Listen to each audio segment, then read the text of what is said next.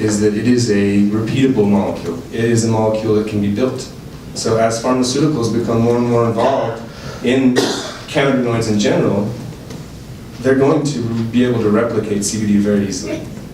The part that remains the mystery is that entourage effect and how those different molecules react within with themselves and within the body, and what those effects are. And there's a ton of science going into that. The World Health Organization and is it the NHA, the National Health? Anyway, there is money now, there's grants now that are going to these research institutions to study these things. And this is very new. So the more money that is thrown to it, the more breakthroughs that will happen. And the less that will have to depend on anecdotal evidence. So just a real quick, CBD, because it's the dominant cannabinoid in the products that we make and the products that are made in most industrial hemp-derived products, it's cannabidiol, it's the predominant cannabinoid that we grow. Interestingly enough, CBD does not necessarily fit into those receptors. It's predominantly an antagonist, whether it's a direct antagonist or an indirect antagonist. It is lighting those receptors up and doesn't necessarily fit in, but what it does for the body to create its own endocannabinoids and also be able to uptake the other cannabinoids that are within that full plant, that full spectrum extract. It's non-psychotropic, it's non-psychoactive. There is some science out there that is challenging that, full disclosure. There's science out there that is focusing on the fact that cannabinoids are transferable molecules and they can change. There's different reactions within your body that can change things, but it is not, it's not something that you're going to take for any kind of recreational purpose. There is no, you're not going to have a head high or a body high of any real note. And then the point on homeostasis, the whole thing that we're talking about today is you're letting your body have more tools to balance itself.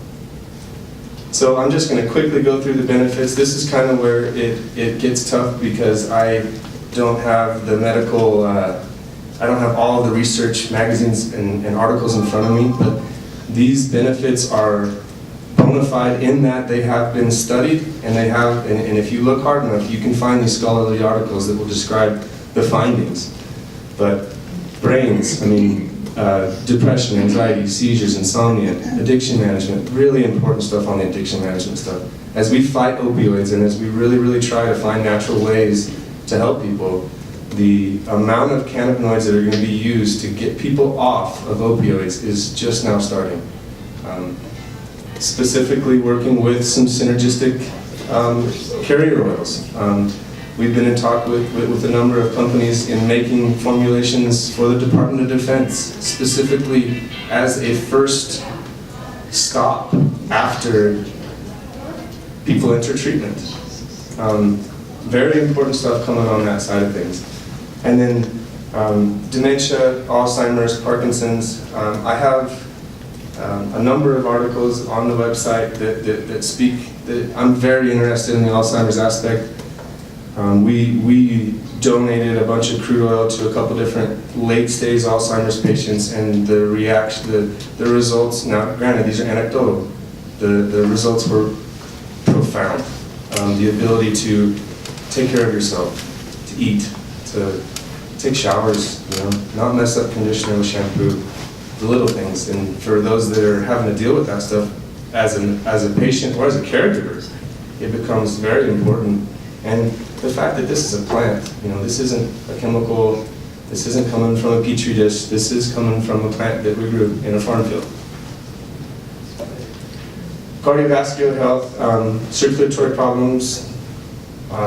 Tons of our patients currently have circulatory problems in their hands, their feet, their extremities, some obesity issues, also heart conditions, high blood pressure. Inflammation is going to show up on everything. So whether we're talking about the fighting inflammation in Alzheimer's patients, fighting oxidation in Alzheimer's patients, those are all basically just taking inflammation out of different cells. And then diabetes, there's a really neat book that was penned 2 years ago and came out last year. The entire book is about how CBD and cannabinoids in general affect your levels. And one specific, and granted, these are all anecdotal, these are testimonials from existing customers, but one specific gentleman, he had mild to severe neuropathy in his hands, cowboy guy, changing water forever, running a shovel, that kind of stuff.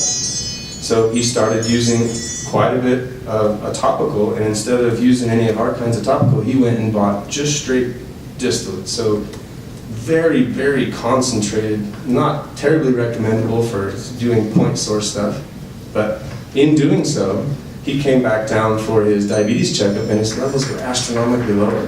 That was the beginning of the study that they did on that gentleman. It's kind of bad science because the study needed to start before he started doing it.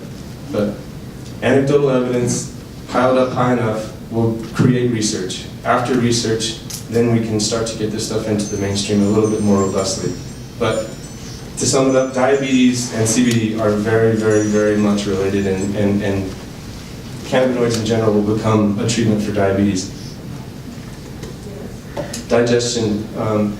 So Crohn's disease, irritable bowel syndrome, you guys can see the list goes on and on. Appetite control is very interesting. If you think about marijuana and you think about THC and you think about the idea of getting the munchies and all that kind of stuff, this plant, at the same time where THC is used in cancer treatment to give people appetite, CBD and these other compounds can be an appetite controller, can reduce appetite.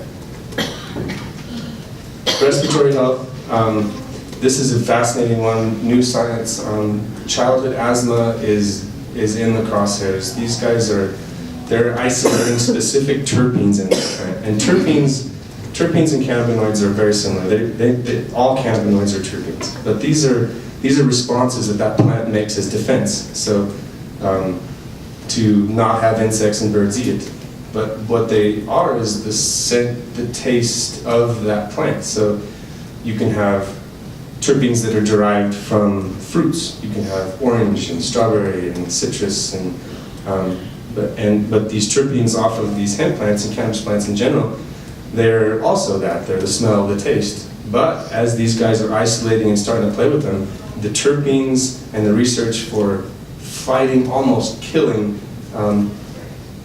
many types of childhood asthma as a robust bronchial dilator it's bona fide, and it's only going to become more bona fide as more money goes to that research.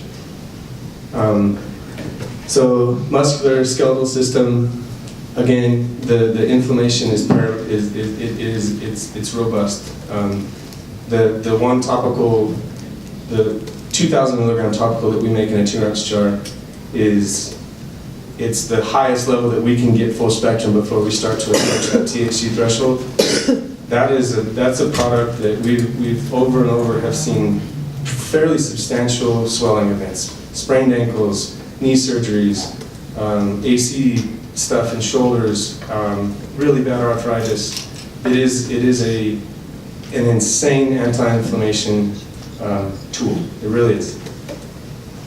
And then the neurodegenerative disorders, MS, Parkinson's, dyskinesia is tremors. So there's a lot of people afflicted that are going all the way to vape pens because of how powerful this stuff is. You realize that your lungs are going to be the most efficient pathway for these things to get in your body. Second would be sublingual and digested, and then topically through your dermis. But Parkinson's it's an affliction that the vape is not going to give a day's worth of relief. But the power in that relief, it will give you goosebumps. It will bring tears to your eyes. And oftentimes these men and women are having to have someone else dose it because they can't keep everything together during that state of affliction. I mean, a few seconds later, you'll see an exhale and a little bit of peace. It'll be time and research that will try to get that reaction to happen for a longer amount of time. But these are big breakthroughs for problems that have been really hard to figure out, you know. Problems that have been identified for decades that still, I mean, is it truly effective? Can we cure everything using common medicine right now? I don't think so. Looking at Eastern medicine, looking at natural stuff, and looking at the cannabis plant is where a lot of research is headed. So side effects, the most, I mean, and I could list a bunch here because let's be honest, different people's bodies react differently. The main side effect on really high levels of CBD that I don't have on here is diarrhea. The second is upset stomach. Besides that, the World Health Organization decreed it as not having any side effects. However, the most important thing to think about as you start a new supplementation in cannabinoids is the reactions with your prescription drugs. And that's why it's just like any other change in your diet, it's important to try to bring in your healthcare providers. I've got a slide where we'll talk a little bit about that, but drug interactions are the scariest part of us making products. These products they're powerful, they're robust, they're real, they stand up to third-party testing. But if people are honest with the other drugs that they're on, there can be some serious side effects. And I should have Dr. Juflas come up and talk a little bit more about the enzyme pathway, cytochrome P450, the grapefruit test, basically the prescriptions to where your healthcare provider will say, you better not have grapefruit juice for this. That's going to be predominant.